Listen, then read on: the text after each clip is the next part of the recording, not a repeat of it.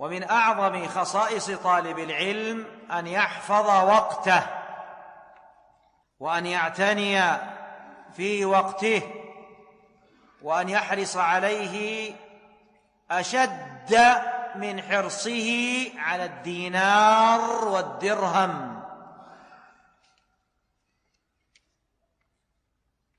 فمن أراد الآخرة وسعى لها سعيها وهو مؤمن فلا بد أن يكون يقظا لهذا الأمر العظيم، ذلك أن الآخرة وطن والدنيا معبر، وإنما تقضى الأوطار في الأوطان كما قال الإمام ابن القيم رحمه الله.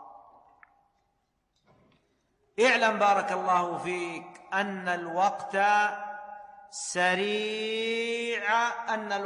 سريع الانقضاء. الوقت سريع الانقضاء، يمر مر السحاب يعمل فيك، فاحرص بارك الله فيك على العمل فيه كما يعمل فيك. ما مضى منه لا يعود البتة،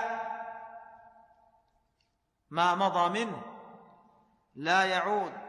ولهذا يجب أن تحرص وجوبا، يجب أن تحرص على استغلاله فيما يعود عليك بالنافع المفيد في الدارين، وأن لا يضيع عليك الوقت سبهللا. يقول الإمام ابن القيم رحمه الله: إضاعة الوقت أشد من الموت. إضاعة الوقت أشد من الموت، لأن إضاعة الوقت تقطعك،